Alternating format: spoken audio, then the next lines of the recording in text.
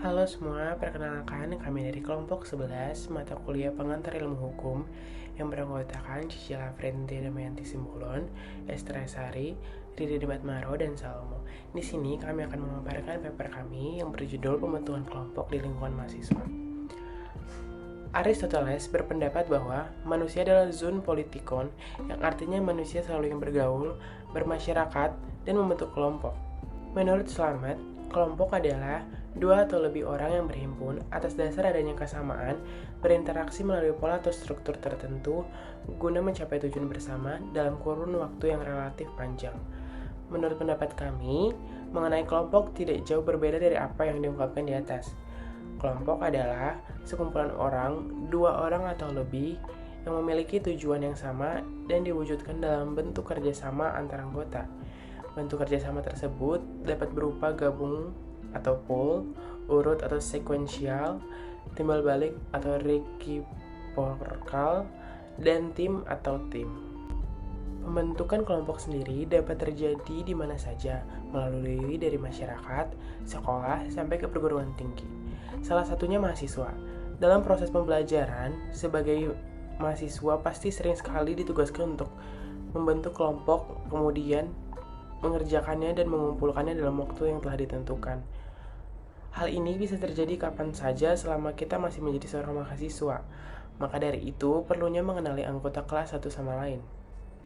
Jenis kelompok yang ada di lingkungan mahasiswa biasanya ialah kelompok belajar, yang pada proses pembentukannya biasanya tergantung kesepakatan mahasiswa atau dosen itu sendiri. Biasanya bisa ketua kelas yang menyiapkan kelompoknya. Dosen hanya menyarankan untuk pembuatan kelompok sesuai dengan NIM mahasiswa, sampai ke keputusan di tangan tiap mahasiswa, yaitu dengan memilih kelompoknya sendiri. Mahasiswa lebih senang jika dalam pembentukan kelompok mereka memilih sendiri. Namun, ada juga yang berpendapat bahwa pembentukan kelompok dengan cara diatur tidak begitu buruk. Lalu, pembentukan kelompok di lingkungan mahasiswa itu sendiri diperlukan karena banyaknya tugas atau proyek yang bisa dibilang cukup besar. Sehingga supaya menjadi ringan, maka dibentuklah kelompok tersebut. Selain itu, juga pembentukan kelompok memiliki tujuan supaya setiap mahasiswa dapat menjalin interaksi dan komunikasi dengan baik. Membentuk kerjasama dengan tim, serta melatih mental dalam menghadapi tiap-tiap anggota yang memiliki perbedaan pendapat. Dengan adanya kelompok, maka tugas yang dikerjakan seharusnya terlihat sempurna. Di masa pandemi ini, mahasiswa banyak dihadapkan dengan tugas kelompok, seperti setiap mata kuliah yang mengharuskan mahasiswa untuk berkelompok untuk mempresentasikan materi sesuai dengan urutannya. Hal ini bisa dibilang agak sulit, tetapi harus dilakukan. Mengapa dikatakan sulit? Karena pandemi ini dirasa tidak efektif untuk melakukan pekerjaan secara kelompok. Kendalanya cukup banyak, misalnya pada saat melakukan presentasi, salah satu di antaranya mengalami kehilangan sinyal. Hal ini membuat salah satu anggota harus sigap untuk membackup bagian tersebut.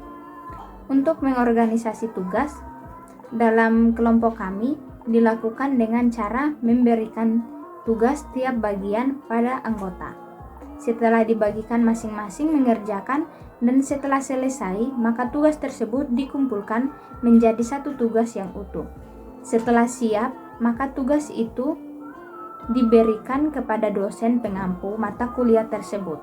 Dari segi komunikasi dan interaksinya, karena sekarang masih online, maka kami melakukan dengan cara diskusi di dalam WhatsApp group yang sudah dibuat sebelumnya. Jadi, untuk menyampaikan tugas atau kendala apapun itu, kami diskusikan di dalam grup tersebut, sehingga semua anggota dapat mengetahuinya. Motivasi pembentukan kelompok bagi kami adalah dengan adanya kelompok, maka tugas kami akan terasa lebih ringan. Selain meringankan, kelompok ini lebih membuat kami merasa semangat karena dapat mendukung satu sama lain, memberikan semangat ketika kami belum memahami atau merasa kewalahan dalam mengerjakan tugas.